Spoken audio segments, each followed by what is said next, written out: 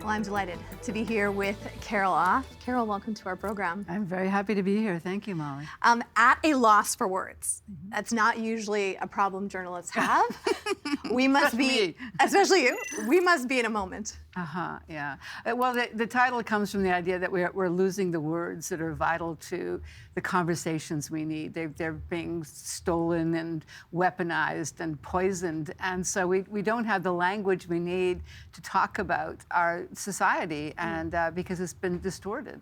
So what is the moment for you when you realized words in North America were leading to misleading conversations?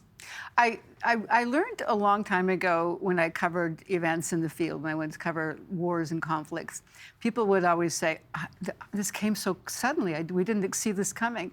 But if you go back, you always see that it began with language. They began to use words in a certain way and began to kind of poison people's minds. The best example is, of course, the Nazis, and I didn't cover that story, but the Nazis were very, very clever in the way they would use words that would demonize the Jews and to create this hatred of others and to make people very emotional and confused, as many people are right now. And they use that to achieve power. And you've seen the distortion of language here in our present context. I'm seeing it, absolutely seeing it. I didn't expect it. I started to see in the interviews I was doing on CBC, the 25,000 you mentioned, that people were using language in a way that I hadn't used it. And one of the key words I heard was the word democracy. And increasingly, people were mocking this idea. This is an old-fashioned idea. This is outmoded. We don't need this anymore. This idea of democracy in which you have to take care of other people, that everyone gets a fair chance, that there's equity, and that everyone's voting, and we're choosing the society we want to live in collectively. And people started to say, we don't need this anymore. We'll have everything based on what you own and your property rights. And this was happening in democracies. So I thought, if we lose this key word, what are we left with? If you can actually turn people against the idea of democracy, make them think that government is evil, government is in the way, government's the problem. If you can start turning that into, turn it against it, and people start to see and hear these words as in a negative way, then you have changed the society fundamentally. You focus really in your book on the far right. There is a far left as well, with extreme words on both sides. Is there a difference between the two? And not in the way, not in their MO, not in the way they approach things, but the reason why I focused on the far right and the hard right is because they have a lot of power and money right now. And what you can see of the left is that it's sort of in its shrinking political space, it's sort of pulled the wagons to a circle, but they do not have the power and the influence and the money. We're talking about billions of dollars that now the hard right has, especially in the United States. So I didn't see that. If I would write a similar book if it had been the other way, but this was absolutely, to me, not just that the hard right is doing it, but it's financed by people who have a vested interest in turning us against democracy and government. Yeah, you highlight 6 different words in your book, but one of the words that is really making waves right now is DEI. Diversity, equity, and inclusion. A lot of those programs getting shut down right across North America. Plane crashes being blamed on DEI. How has that word been warped? It's interesting that people use it as DEI and they don't use it as diversity, equity, and inclusion.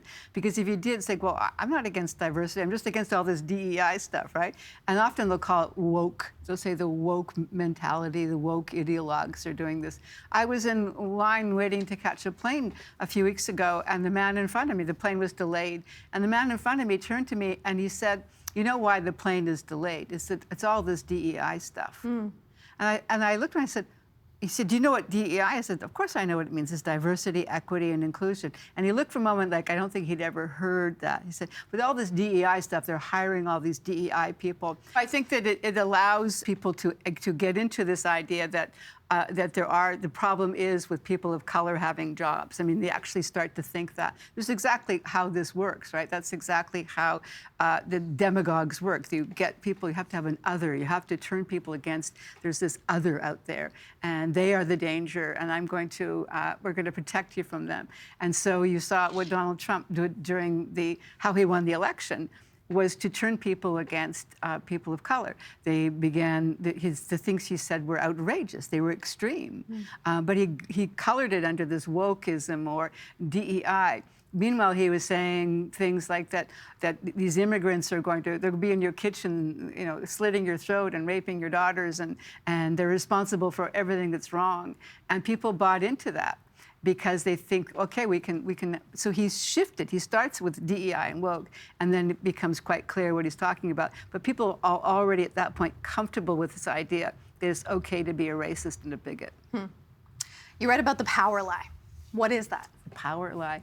The power lie is, we keep wondering, why do people believe this? Why would people believe when Donald Trump said, for instance, that Haitian immigrants are in Springfield, Ohio, eating people's pets?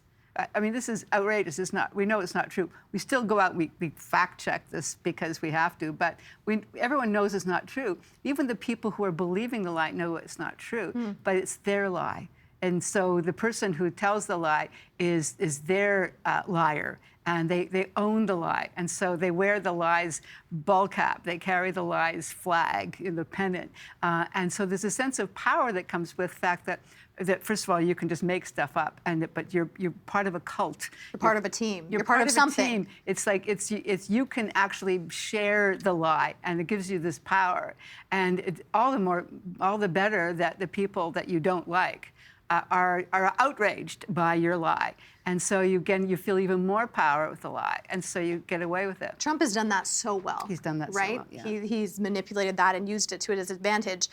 And I thought a lot of these words extremes came from Trump when he came into play in power in 2016. But you kind of write about a Republican strategy around words that has been at play for decades. Yes. Yeah, the Tea Party was actually one of the earliest ones of distorting this language. And Newt Gingrich was a very influential Republican during the 70s and 80s, and they would use this thing called Speak Newt, and it meant they turn everything negative, make everything you do good and make everything they do negative. Just be really black and mean and cruel to your enemy. Nasty. Nasty is a word that I read that I remember thinking, wow, this was an actual strategy. He actually said the problem with the Republican Party is not nasty enough, and he was saying that in the 70s, and they just slowly built to that. And so people often said that what Donald Trump is like, he's taking a master class in speaking Newt and speaking nasty. He's just mastered it. He's just doing it so well. But he's not the only one. I mean, this is what we call demagoguery, right? This idea of turning people against each other, of doing us versus them, of saying, I am your leader. I'm going to make everything right. I'm going to make everything good for you. I'm going to get rid of all the people you don't like, them and them and them. Those are the enemy. I'm going to get rid of them. And demagoguery is very, very effective.